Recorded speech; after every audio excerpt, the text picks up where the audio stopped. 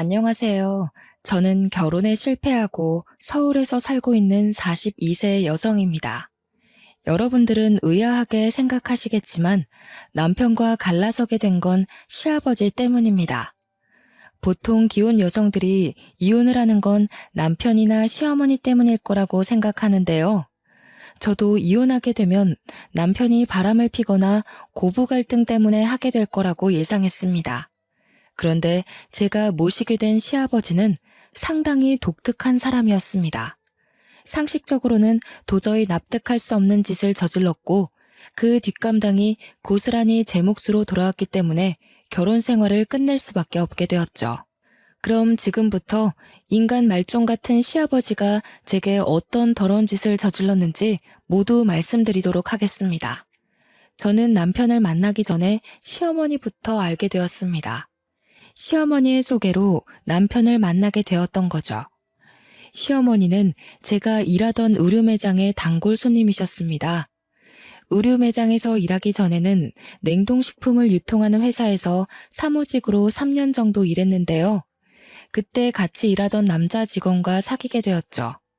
잘 웃고 주변 사람들에게 서글서글한 성격이라 인기가 많은 남자였습니다. 다른 여직원들처럼 남몰래 호감을 가지고 있었는데 같은 프로젝트를 맡게 되면서 사이가 가까워졌습니다. 그 프로젝트가 끝날 무렵 사귀게 되었지만 저는 뼈저리게 후회하고 말았습니다. 연애를 시작하고 몇 달 지나지 않아서 병적으로 저를 의심하더라고요. 정말 의처증이 아닌가 싶을 정도로 저에게 집착했습니다. 전에는 그렇지 않았는데 제가 다른 남자 직원들과 웃으면서 대화만 해도 얼굴 표정이 확 달라졌죠. 어느 날은 갑자기 탕비실로 데려가서 직원들 몰래 협박을 하기도 하였습니다. 다연아, 아까는 왜 그렇게 웃었어? 앞으로 나 말고 다른 남자한테는 눈길도 주지 말고 말도 섞지 마. 아니, 말도 섞지 말라고? 그럼 어떻게 일하라는 거야? 요즘 따라 왜 그래? 집착이 점점 심해지는 것 같아. 나한테 뭐 서운한 거 있어? 도대체 뭐 때문에 그러는 거야? 이유가 있어야 해? 일부러 이러는 거야? 네가 나 보라고 자꾸 딴 남자한테 찝쩍대잖아. 찝쩍? 참, 어이가 없어서. 내가 너한테 의심받을 짓 한 적 있어? 우리 이러지 말고 퇴근하고 이야기하자. 지금 직원들 다 듣겠어. 왜? 지금 이야기해. 나 몰래 다른 놈 만나고 있기라도 해? 그런 거 아니라니까. 나중에 이야기하자니까 왜 그래? 나는 내 여자가 다른 놈이랑 히덕거리는 꼴은 절대 못 보니까 지금 고백하라고. 박주철 그놈이 꼬신 거지? 너 그놈이랑 제일 친하잖아. 제가 화가 나서 탕비실을 나가버리니까 그 자식도 멈추더군요. 그 뒤로 헤어지자고 문자로 통보하고 모르는 척 인사도 받아주지 않았습니다. 그런데 저희 집까지 찾아와서 무릎 꿇고 빌면서 정신과를 다니고 있다. 오래전부터 마음이 아팠다. 어쩌고 저쩌고 핑계를 댔습니다. 그 당시에는 그 자식이 불쌍해 보여서 다시 받아주었는데요. 그때 받아주지 말았어야 했습니다. 다시 사귀니까 집착이 날이 갈수록 심해지더라고요. 자기와 같이 있지 않으면 제가 어디서 뭘 하는지 1시간 단위로 보고해야 했고 전화 통화를 하다가도 주위에서 남자 목소리가 들리면 제가 다른 남자와 연애를 하는 건 아닌지 의심했어요. 심지어 그런 집착 때문에 헤어지자고 하면 제게 폭력까지 썼습니다. 한 번은 제가 헤어지자고 전화로 통보하고 연락처를 싹 다 차단했습니다. 그리고 친구들과 모임 자리를 가졌는데 친구들과 술을 먹고 있는 치킨집까지 찾아왔습니다. 나중에 알고 보니 제 핸드폰에 몰래 위치 추적 어플을 깐 것이었습니다. 그 자식이 친구들 앞에서 한 번만 더 헤어지자고 하면 죽여버리겠다고 살벌한 협박을 해서 제가 질리게 만들었죠. 6개월 넘게 그 자식의 감시를 받으면서 몇 번이나 헤어지자고 했는지 모릅니다. 나한테 도대체 왜 이러는 거야? 내가 헤어지자고 했잖아. 나는 너 감당 못하니까 제발 헤어지고 다른 여자 만나, 어? 너 다른 남자 생겼구나. 그럴 줄 알았어. 언제부터 만났는데? 역시 박주철 그놈이 맞았던 거지? 말이 통하지 않아서 일단 제게 폭력을 쓰지 못하게 살살 달래서 돌려보냈습니다. 제가 결국 이사하고 전화번호까지 바꾼 다음에 헤어지자는 통보를 했는데요. 직장은 도저히 옮기지 못하겠더라고요. 여기보다 좋은 연봉도 없었고 대표님이 한 달만 있어달라고 하던 것이 2달, 3달이 되어버려서 어쩔 수 없었습니다. 제가 대표님께 그만둬야 한다고 몇 번이나 닥달하던 동안 전 남친이란 작자는 회사에 이상한 소문을 퍼뜨려서 저를 아주 곤란하게 만들었습니다. 정신 차리고 보니 회사 내에서 제가 남자 관계가 아주 문란한 여자라는 헛소문이 퍼져 있었습니다. 아무리 아니라고 말해도 전혀 통하지 않았고 결국 저는 이 사실을 대표님께 다 말하고 그만둬야 했습니다. 회사를 그만둔 뒤에도 그놈이 제 번호를 어떻게 알았는지 1달 넘게 전화와 문자를 하면서 저를 쉴 틈 없이 괴롭혔습니다. 어떤 날은 밤 12시부터 다음날 아침까지 300통이 넘는 문자를 쉴 새 없이 보내서 잠을 못 자게 만들었죠. 결국 휴대폰을 해지하고 번호를 또 바꾼 다음에야 그놈과 완전히 헤어지게 되었습니다. 그리고 3개월 정도 쉬고 있었는데 마트에서 일하는 고등학교 선배 언니의 소개로 대형마트 안에 있는 의류 매장에서 일하게 되었어요. 그때 지금의 시어머니를 만나게 된 거죠. 어머, 못 보던 얼굴이네. 이제 새로 들어온 아가씨인가 봐. 네, 안녕하세요 사모님. 정다연이라고 합니다. 앞으로 잘 부탁드려요. 제가 인사를 건네니 같이 일하는 언니가 단골 손님이니까 잘해주라고 말해주더라고요. 시어머니는 처음 봤을 때부터 제게 아주 호의적이셨습니다. 늘 웃으면서 점원인 저를 대해주셨고 말투나 행동을 보아하니 마음이 따뜻하시고 인자하신 분 같았습니다. 그렇게 몇 달이 지난 어느 날 시어머니께서 작은 쇼핑백을 들고 매장을 찾아오셨습니다. 그러더니 대뜸 제게 그 쇼핑백을 건네주시는 거 있죠? 다른 직원한테 들었다. 내일이 생일이라며? 생일 축하해. 신발 하나 샀는데 맞을지 모르겠네. 세상에, 무슨 생일을 다 챙겨주세요. 바빠서 친구들한테 생일 축하도 못 받았는데. 고마워요, 사모님. 1달 전에 우연히 제 생일이 언제인지 말한 적이 있었는데 그걸 기억하고 다른 직원한테 정확한 날짜와 신발 사이즈를 물어본 것 같았습니다. 단골 손님에게 선물까지 받게 될 줄 몰랐는데 저를 딸처럼 생각하면서 챙겨주는 마음에 감격을 받게 되었죠. 그 무렵부터 시어머니께서 매장에 올 때마다 빈손으로 오지 않으셨고 하다못해 캔커피라도 제 손에 쥐어주셨습니다. 그래서 이렇게 따뜻하고 부드러운 마음을 가진 분을 시어머니로 모시고 살면 얼마나 좋을까라는 상상도 해봤는데요. 게다가 시어머니께 아들이 1명 있다는 사실을 알고 있었거든요. 사진을 한번 보여준 적이 있는데 키도 크고 잘생긴 것 같았습니다. 어찌나 아들 자랑을 해주셨는지 얼굴 한번 본 적 없는 아드님 연봉이랑 직업, 나이까지 알게 되었죠. 워낙 조건도 좋고 제 이상형이라 한번 만나보고 싶긴 했습니다. 그런데 시어머니가 저한테 아들 자랑한 이유가 있었는지 제게 뜻밖의 말을 꺼냈습니다. 다연이 넌 사귀는 남자가 있니? 없으면 소개해줄까 하는데. 예전에는 있었는데 헤어진 지 꽤 됐어요. 누굴 소개시켜주려고요? 그럼 내 아들 어떠니? 저번에 사진 봤었지? 이 정도면 얼굴도 잘생기지 않았니? 게다가 돈도 잘 버는데 착하기까지 해. 내 아들이라서 하는 말이 아니라니까. 워낙 집을 좋아하는 놈이라 아직 여자를 못 만나봤어. 네? 이렇게 잘생기고 키도 큰데 여자를 못 만나봤다고요? 말도 안 돼. 내가 거짓말하는 것도 아니고 이놈이 어디가 이상한 것도 아니다. 그냥 성격이 소심하고 소극적이라 그래. 한 번만 만나보고 결정해봐. 전부터 호감을 가지고 있어서 냉큼 만나보고 싶다고 했죠. 그때는 못 느꼈는데 시어머니가 처음 저를 봤을 때부터 며느리감으로 점 찍어 놓으셨던 것 같았어요. 며칠 뒤에 남편을 만나보았는데 생각보다 숙맥이었습니다. 시어머니 말대로 여자를 많이 만나본 건 아닌 것 같더라고요. 그래서 제가 먼저 적극적으로 이야기하고 리드했는데요. 단골 손님 아드님이라 잘 보이려고 노력한 것도 있었죠. 몇 년 단골인데 막대하다 놓칠 수 없어서 제가 쌓아온 서비스 정신을 발휘하였습니다. 실제로 만나보니 남편이 참 괜찮아 보이더라고요. 하지만 한번 남자에게 호되게 당한 경험이 있는 터라 사귀면서 어떤 남자인지 자세히 알아봐야 한다는 생각이 들었습니다. 남편도 제가 마음에 들었는지 다음에 만나보자는 약속에 오케이 하더라고요. 그때부터 6개월 정도 진지한 만남을 가지면서 서로에 대해 알게 되었고 마음이 맞아서 결혼을 결심하게 되었습니다. 결혼 이야기를 꺼내니 제일 좋아하시던 분이 바로 시어머니셨어요. 그래, 너는 우리 아들이랑 결혼할 줄 알았다. 내가 사람 보는 눈은 정확하다니까.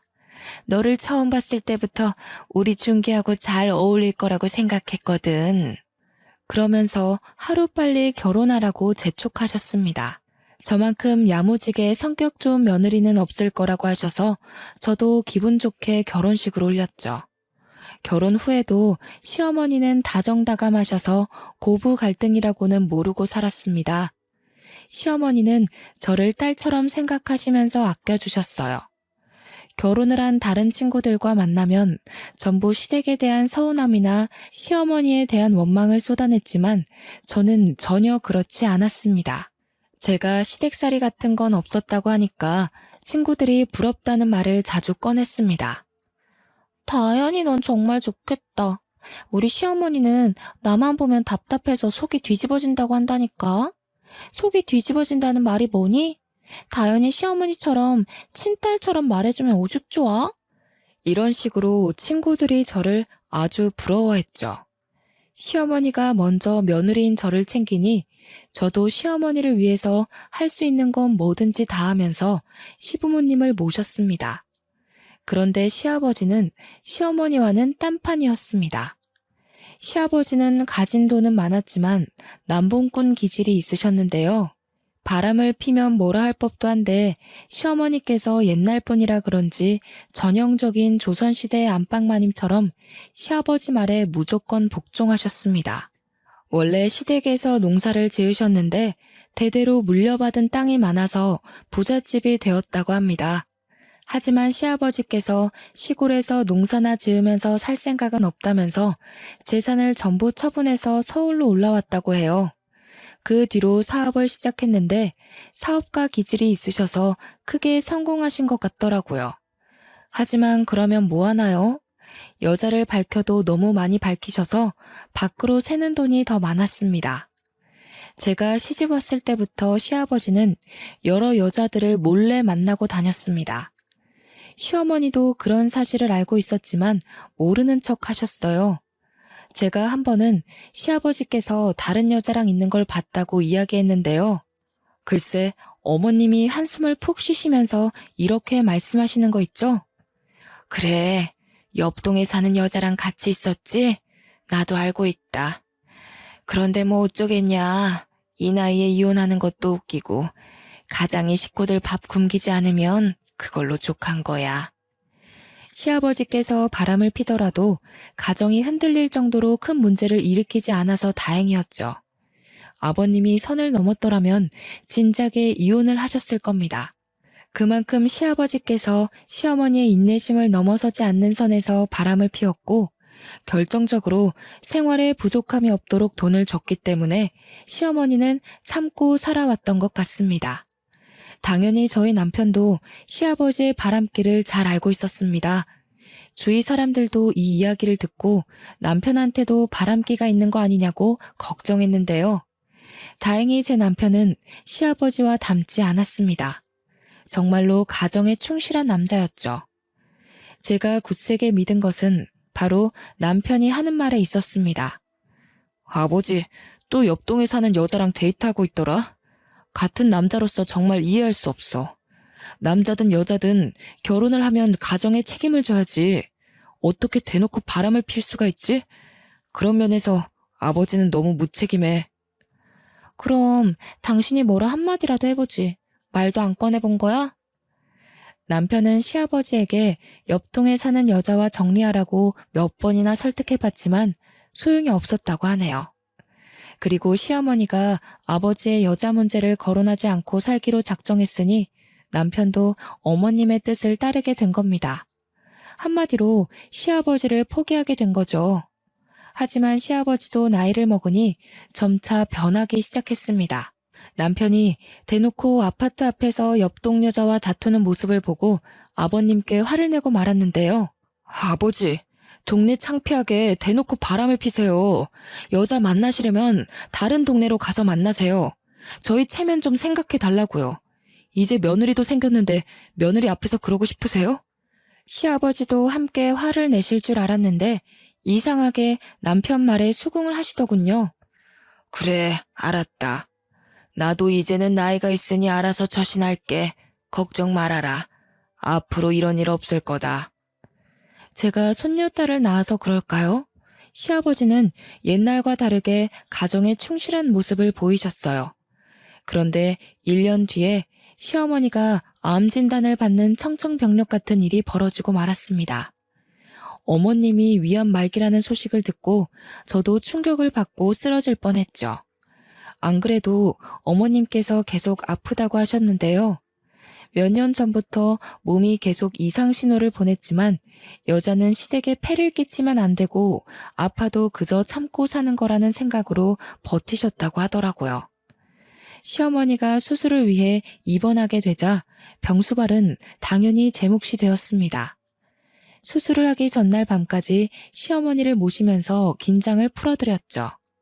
다 잘 될 거다. 잠깐만 눈 붙이고 오면 모든 게 끝날 거라고 말씀드리는데 어머님께서 제 손을 꼭 잡고 지금껏 감춰왔던 속마음을 털어놓으셨습니다. 얘야, 나 정말 속상하다. 내가 죽을 때가 됐다고 생각하니까 너무 억울해. 마음 같아서는 지금 남편을 찾아가서 무릎 꿇고 빌라고 하고 싶은 마음이야. 나도 여잔데 남편이 다른 여자랑 놀아나는 걸 그저 보고만 있어야 하는 내 마음이 어땠겠니? 말은 안 했지만 정말 죽지 못해 지금껏 살았어. 어머님이 말씀하시면서 눈물을 흘리는데 마음이 찡해졌습니다. 겉으로는 남자가 사회생활 하다 보면 그럴 수 있다고 말하셨지만 속으로는 피눈물을 쏟으신 것이었습니다. 어쩜 아버님은 와이프 속도 모르고 다른 여자를 만나왔던 걸까요? 시아버지는 시어머니 마음이 타들어간지도 모르고 바보 같은 마누라 만나서 마음대로 놀아나도 된다고 생각했던 것 같아요. 시어머니는 그날 밤 내내 정말 이혼하고 싶었지만 그때마다 어린아들이 발목을 잡았다고 생각하셨어요. 그렇게 잠도 안 주무시고 수십 년간 가슴속에 쌓아뒀던 응어리들을 제게 풀고 수술실로 들어가셨는데요. 대기실에 혼자 우두커니 앉아서 수술이 잘 되기만을 기도하는데 시어머니 속에 쌓인 우라가 화병을 만들었고 나중에는 위암의 원인이 된 것 같다는 생각만 들었습니다. 수술이 끝난 뒤에 시어머니께서 회복실로 옮겨지고 퇴근한 남편도 병원으로 찾아왔습니다. 하지만 시아버지는 끝까지 오지 않았죠. 남편이 오고 1시간이 더 흐른 다음에야 수술을 한 담당 의사가 나왔습니다. 수술복을 입은 채 저희 부부를 부르더니 충격적인 말을 꺼내더군요. 생각보다 암덩어리가 크고 다른 장기에도 전이가 되어 있어서 수술이 오래 걸렸습니다. 가장 문제가 되는 부분은 제거했지만 결과가 100% 좋다고는 말씀 못 드리겠네요. 의사는 언제든 암이 재발할 수 있으니 상당 기간 입원하면서 경과를 지켜보자고 했어요. 의식을 찾은 시어머니께는 수술이 잘 되었다고 말씀드렸습니다. 몇 달만 입원해서 항암 치료만 받으면 완치될 거라고 했죠. 하지만 시어머니는 제 말을 믿지 않는 건지 힘없이 고개를 끄덕이셨습니다. 저도 왠지 모르게 어머님이 오래 못 버틸 것 같아 불안한 마음이 들었어요. 그래서 시아버지께 전화를 드렸지만 핸드폰 전원이 꺼져 있는 것 같았습니다. 너무 화가 난 나머지 남편을 병실에서 데리고 나와서 괜히 목소리를 높이기도 했죠. 아니, 아내가 암 수술을 받았는데 아버님은 어디서 뭘 하고 있길래 병원에 코피기도 비치질 않는 거야? 당신이 전화해 봤어? 내 전화만 안 받는 거래? 나도 몰라. 그냥 부르지 마. 엄마가 집에 없으니 살판 난 거겠지. 난 기대하지도 않았어. 제 생각도 그랬습니다. 시아버지는 분명히 다른 여자를 만나느라 병원에 와볼 생각도 안 하는 것 같았습니다. 이건 해도 해도 너무한다는 생각이 들었죠. 속으로 아버님 욕을 하고 있는데 며칠 후에 시아버지께서 병원을 찾아오셨습니다. 그래서 아버님을 보자마자 대뜸 호통을 치고 말았습니다. 아버님, 도대체 어디에 계셨던 거예요? 어머님 상태가 생각보다 심각하다고요. 이럴 때일수록 아버님이 곁에 있어 주셔야 하는 거 아니에요? 하지만 시아버지는 제 말을 건성으로 들으셨습니다. 몸은 병원에 있었지만 마음은 콩밭에 가 있는 듯 병원에서도 다른 내연녀들에게 문자와 전화를 하면서 만날 약속을 잡으시더라고요. 설마 했는데 시어머니가 집에 없으니 밤마다 여러 여자들을 만나고 다녔던 겁니다. 그것 때문에 저와 남편은 시아버지와 싸우게 되었죠. 아버지, 우리가 하는 말 듣고 있긴 한 거야? 여자가 그렇게 좋아? 그렇게 좋으면 병문안 오지 말고 그 여자랑 있지 그랬어. 엄마가 죽을지도 모르는데 지금 뭐 하는 짓이야? 뭐? 이 자식이 어쩌고 저째? 어디 애비한테 눈을 부라리고 훈계를 하려고 들어? 네 애미가 지금 죽기라도 했냐? 그리고 병수발은 며느라가가 하잖아. 도대체 뭐가 문제냐? 어? 아버님, 제발 이러지 마세요. 어머님도 다 눈이 있어요. 아버님이 그동안 병문안 안 오고 잠수탄 거 알고 있다고요. 아무리 그래도 같이 산 부인에 대해 도리는 지켜야죠. 저는 사정을 하기도 했고 화를 내기도 했지만 시아버지는 듣지 않았습니다. 자기는 하루라도 여자가 없으면 못 산다는 말까지 대놓고 했을 정도였으니까요. 아내는 목숨을 걸고 암과 싸우는데 남편이란 작자는 다른 여자와 어울리면서 히히덕거리면서 다니다니 용서가 안 되는 일이었습니다. 아버님이 이런 식으로 무대포로 나오니 저도 울컥해서 심한 말을 내뱉고 말았죠. 아버님, 정말 너무하시네요. 아버님이 무슨 짐승이에요? 짐승들도 자기 가족이 아프면 만사 제쳐놓고 돌보는 법인데 사람이 어떻게 이럴 수가 있어요? 뭐? 그래서 내가 짐승만도 못하다는 거냐? 네, 제가 보기에 아버님은 개 돼지만도 못하네요. 그 말을 듣고 시아버지께서 화가 나셨는지 제 뺨을 때리셨습니다. 저는 아픈 것보다 억울해서 눈물을 흘렸고 그 모습을 본 남편도 뚜껑이 열려서 시아버지와 한판 붙게 되었죠. 지금 미쳤어? 애를 왜 때리는 거야? 애 엄마가 틀린 말 했어? 나도 많이 참았어. 이제부터 당신 아버지라고 부르지도 않을 거니까 당장 나가. 남편이 그렇게 화를 내는 걸 처음 보았습니다. 그 뒤로 남편이 진짜로 아버지와 의절하고 부자관계를 끊어버리겠다고 하는데도 시아버지는 하나도 아쉬울 거 없다는 듯이 태연해 보였습니다. 그래, 네 마음대로 해라. 대신에 내가 가진 재산 나눠달라는 말은 일체 꺼내지도 마. 시아버지의 말에 남편의 입이 다물어지고 말았습니다. 세상 어떤 것도 돈 앞에서는 무기력해지는 법인가 봅니다. 제가 아버님께 뭐라 할 수도 남편을 닥달해 연을 끊으라고 할 수도 없었죠. 그렇게 아버님과 정리되는 거 없이 시어머니의 기약 없는 치료는 계속 이어졌습니다. 어머님을 위해 시작한 병원살이가 한 달 정도 지났을 때였습니다. 집에 잠깐 들렸는데 충격적인 장면을 목격하게 되었죠. 문을 열고 들어가자 안방에서 시아버지의 웃음소리가 들려서 들어가 보니 시아버지 혼자만 있는 것이 아니었습니다. 집 근처에서 보았던 옆동 사는 여자가 아버님과 함께 침대에 누워 있더라고요. 자기야, 마누라 죽으면 나랑 재혼할 거라는 말 믿어도 되는 거지? 그럼 내가 의사한테 물어봤어. 살 날 얼마 안 남았다고 하더라고. 조금만 더 기다려. 제가 들어온 줄도 모르고 아버님과 내연녀 둘이서 별의별 이야기를 다 하고 있었습니다. 딱 봐도 아버님께서 집에 내연녀를 자주 데리고 온 것 같더군요. 어쩐지 시아버지께서 의사를 만나 시어머니 상태를 물어보더라고요. 드디어 걱정이라는 걸 하나 싶었는데 본처가 빨리 나아서 태어나기를 바라는 게 아니라 어서 죽기만을 학수고대하던 거였습니다. 내연녀와 재혼해서 새살림을 차릴 거라는 말을 듣고 있는데 정말로 헛웃음이 절로 나왔습니다. 제 웃음소리를 듣고 시아버지와 내연녀가 얼른 몸을 일으켰는데요. 내연녀는 30 초반 정도로 보이는 새파랗게 젊은 여자였습니다. 저보다 나이가 어려 보였죠. 내연녀는 저를 보자마자 놀라서 호들갑을 떠는데 시아버지는 놀라지도 않았습니다. 그래서 제가 가방을 집어던지면서 버럭 소리를 질러버렸습니다. 아버님, 정말 너무하시네요. 어머님 집에서 뭐 어쩌고 저째요? 지금 저 여자랑 재혼할 생각할 때가 아니잖아요. 바람 피시더라도 도리는 지키시라고요. 아유, 뭔 놈의 기집애가 이렇게 목소리가 커? 며느리가 낄 일 아니다. 내가 뭘 하든 네가 상관할 바가 아니라고. 시아버지도 저 따라 고함치시더니 내연녀를 데리고 집에서 나가버렸습니다.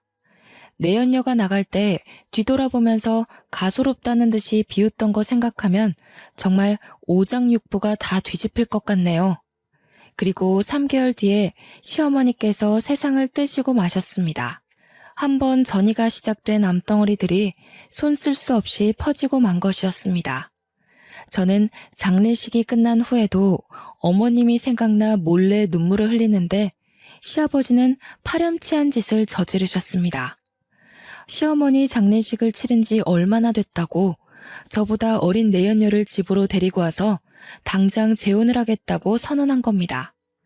저는 어이가 없어서 넋이 나가버렸고 남편은 말도 안 되는 소리 하지 말라고 경악을 했죠. 아버지, 진짜 머리가 어떻게 된 거 아냐? 엄마 장례를 치른 지 딱 이틀 지났단 말이야. 아무리 저 불려우 같은 여자한테 홀렸다고 해도 이럴 수는 없어.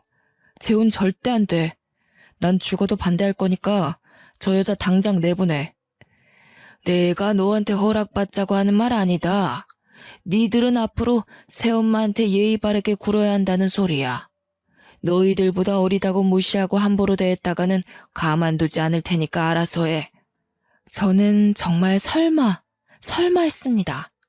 내연녀가 무슨 낯짝으로 우리 집안에 들어올까 싶었는데 정말로 들어오더군요. 하루아침에 시어머니 자리를 꿰차더니 저희 집 안방을 차지해버렸습니다.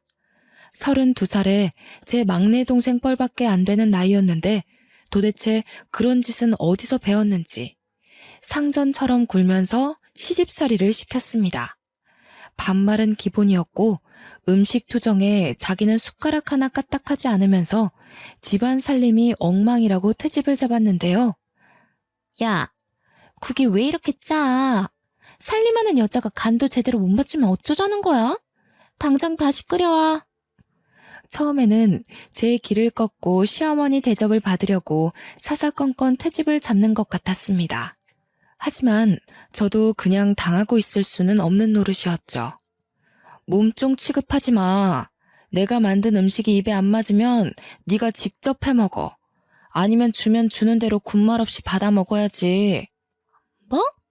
이게 시어머니한테 무슨 말버릇이야? 너 다시 말해봐.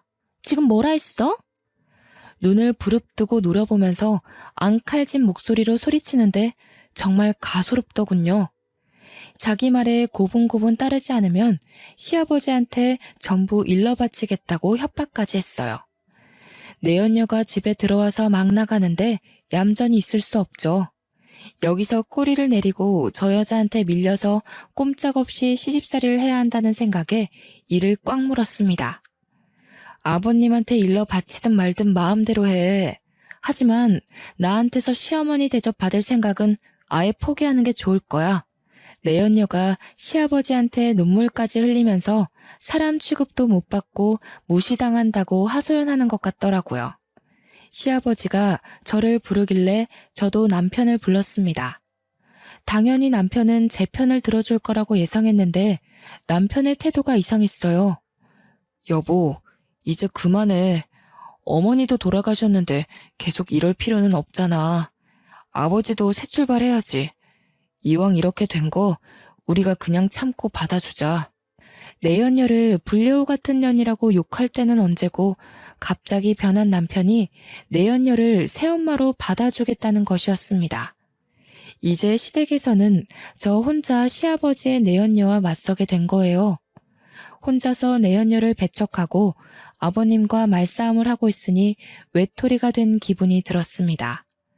제가 너무한 것 같다는 생각도 들고 이쯤 되면 저도 내연녀를 시어머니로 인정해야 하는 고민도 들 무렵이었습니다. 그때 믿을 수 없는 충격적인 사실을 알고 마음을 고쳐먹게 되었습니다. 사건의 시작은 우연히 본 남편의 휴대폰에서 시작되었습니다. 문자 알림이 떠서 봤는데 등골이 서늘해졌습니다. 남편이 소개팅을 한 것 같더라고요. 그래서 며칠에 걸쳐서 남편의 휴대폰 비밀번호를 알아냈습니다. 2580을 누르고 새벽에 몰래 남편 휴대폰 살펴보는데 제가 본 게 확실하더군요. 준기야, 내가 소개해준 혜정이는 어때? 마음에 들어? 네, 마음에 들어요. 주희보다는 훨씬 나은 것 같아요. 당연하지. 혜정이가 나랑 같이 일할 때부터 인기 많았어. 지금은 은퇴했으니까 네가 데리고 놀 수 있는 거지. 옛날 같으면 네가 감히 상대도 못하는 에이스였다고. 그 문자를 쭉 읽는데 휴대폰을 보던 손이 덜덜 떨렸고 머릿속이 텅 비는 느낌이 들었습니다. 몇 번이나 다시 읽어봐도 내연녀가 남편에게 여러 명의 여자를 소개시켜준 것 같더라고요. 불륜으로 들어온 새엄마가 자기보다 나이 많은 의붓아들에게 바람을 피우도록 부추긴 거였습니다. 에이스가 대체 뭘까 생각하고 있는데 시아버지께서 내연녀가 한때 유흥업소에서 일했다고 한 기억이 났습니다. 그래서 남편과 주고받은 연락은 더 없나 살펴보았죠. 그 문자들을 다 본 순간 내연녀가 남편에게 왜 여자들을 소개해주면서 바람을 피우도록 만들었는지 알아냈습니다. 사실 내연녀는 집에 들어온 지 한 달도 안 돼서 본색을 드러냈습니다. 시아버지가 가진 재산에 눈독을 들이더라고요. 자기 아버지보다 나이 많은 남자랑 결혼한 이유가 뭐겠습니까? 당연히 돈이겠죠. 내연녀는 시아버지의 환심을 사서 재산을 가로채려는 것 같았습니다. 딸 같은 내연녀에게 푹 빠져있던 시아버지는 내연녀가 원하는 건 뭐든지 들어주려고 했습니다. 그런데 남편이 내연녀가 시아버지의 재산을 가지고 있는 걸 반대했어요. 남편이 아무리 반대하더라도 시아버지 재산인데 왜 남편 눈치를 봐야 하는지 내연녀는 이해할 수 없었죠. 시아버지가 남편 눈치를 볼 수밖에 없긴 했습니다.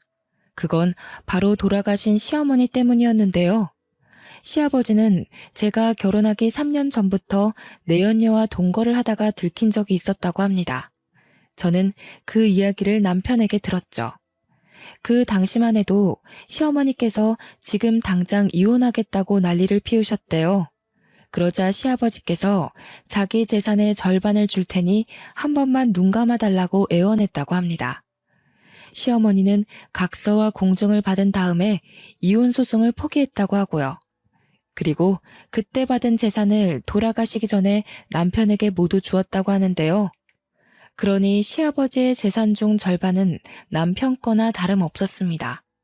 내연녀도 그 사실을 알고 여자들을 소개시켜주면서 남편을 자기 편으로 끌어들였던 겁니다. 둘이 주고받은 문자와 톡을 보니 남편은 이미 내연녀가 소개해준 여자들과 바람을 피우는 재미에 완전히 빠져 있었습니다. 다른 건 몰라도 절대 바람은 피우지 않을 거라고 믿었던 남편이었는데 저 몰래 여자들과 놀고 있었다니 허탈하고 어이가 없어졌습니다. 이대로 있다가는 남편도 내연녀에게 홀려서 자기가 가진 재산을 전부 내줄 것 같았죠. 그런데 며칠 후에 더 엄청난 사실을 알게 되었습니다.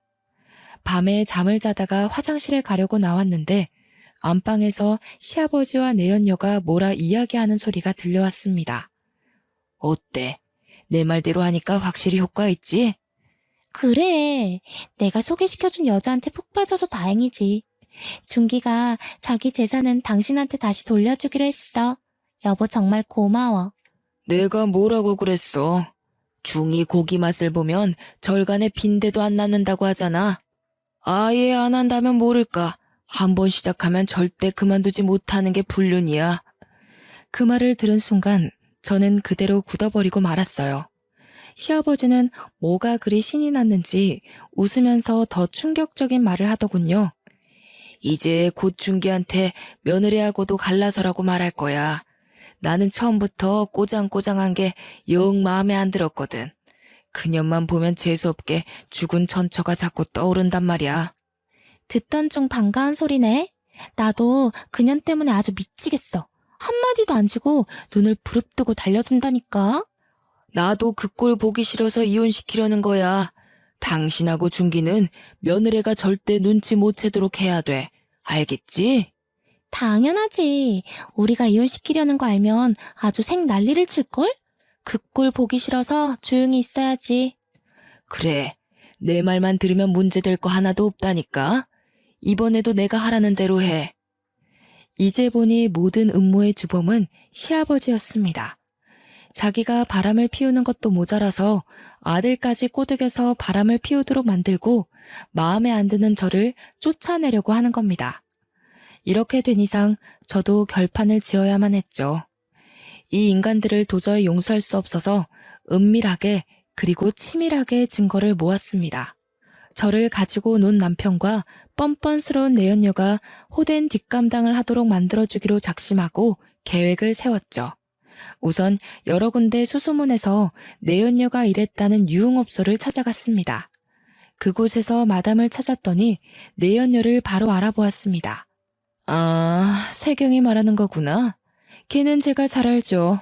그런데 무슨 일로 그러세요?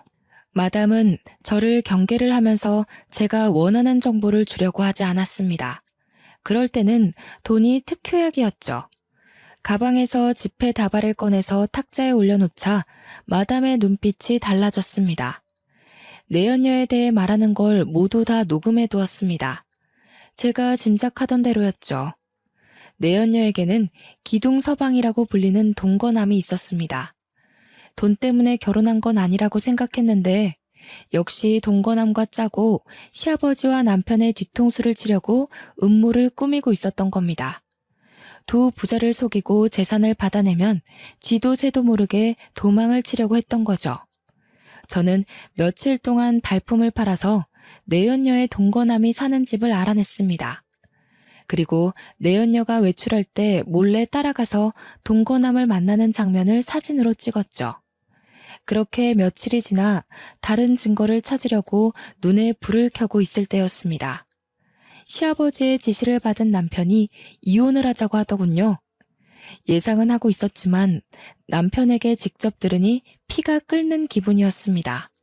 제가 아무 말도 안 하고 있으니 남편이 딸 양육비는 줄 테니 합의 이혼을 하자고 했습니다. 그래서 겨우 입을 열었죠. 좋아, 이혼해. 하지만 그냥 갈라설 수는 없잖아? 우리 아직 해결해야 하는 문제가 있는 것 같은데. 저는 미리 준비해둔 이혼 소송장과 남편이 여자들과 주고받은 문자들을 보여주었습니다. 남편은 제가 준비해둔 걸 보고 아무 말도 못하고 고개를 숙이더라고요. 저는 바로 시아버지한테 가서 내연녀가 동거남을 두고 재산을 챙겨서 달아날 궁리를 하고 있다고 말하면서 증거들을 보여주었습니다. 당연히 내연녀가 옆에 있을 때 말해버렸죠. 제가 모아둔 증거들을 보고 내연녀 얼굴이 새파랗게 질려버렸는데요. 시아버지는 화가 나서 그런 내연녀 뺨을 때리고 머리채를 잡은 채 경찰서로 끌고 갔습니다. 내연녀가 끝까지 오해라고 하면서 변명을 해댔지만 경찰이 조사를 시작하니까 바로 입을 다물었습니다. 결국 그 내연녀는 혼인빙자 사기죄와 문서 위조죄로 구속되고 말았네요. 시아버지께서 내연녀가 구속됐다는 소식을 전해주면서 친히 감사 인사까지 건네주었습니다. 얘야, 고맙구나. 네 덕분에 내 재산을 지키게 되었어. 시아버지가 제 손을 잡고 활짝 웃길래 저도 따라 웃으면서 말씀드렸습니다. 뭘요? 이제 아버님 재산은 제 거니까 지켜야죠. 저한테 재산 전부 주셔야 하는 거 알고 있죠? 뭐? 내 재산을 너한테 전부 다 줘야 한다고? 갑자기 왜? 시아버지는 대번에 얼굴이 굳히면서 물어보시더라고요. 제가 남편과 이혼하게 되면서 당연히 남편에게서 재산을 나눠받았는데요. 가정 파탄의 원인은 남편의 불륜이었지만 그 원인을 제공한 사람은 시아버지라는 증거를 법정에 제출해서 시아버지에게도 위자료를 청구했거든요. 그 말을 듣고 아버님께서 웃기지 말라고 하면서 법대로 하자고 하시더라고요. 바람은 아들이 피웠는데 왜 자기가 위자료를 주냐고 난리를 피우길래 제가 고소하라고 했습니다. 하지만 법정에서는 제 손을 들어주었죠. 시아버지는 독한 년이라고 법정이 떠나가도록 소리를 질러댔지만 아버님 말대로 법대로 한 거였습니다. 그래서 바람둥이 시아버지와 철없이 덩달아 바람을 피우던 전 남편이 가지고 있던 재산은 고스란히 제 차지가 되었습니다. 나중에 시아버지가 찾아와 위자료 액수를 줄여달라고 비굴하게 애원했지만 들어주지 않았습니다. 돌아가신 시어머니에게 저지른 짓을 생각하면 시아버지가 사람으로 보이지 않았거든요. 저는 다시는 찾아오지 말라고 확실하게 못을 받고 쫓아내버렸네요. 여러분들은 한 번뿐인 인생을 제 시아버지처럼 지저분하게 살지 않길 바랍니다. 저처럼 이런 일은 겪지 마시길 바라면서 이만 긴 글 줄여보도록 하겠습니다. 제 사연 끝까지 읽어주셔서 감사합니다.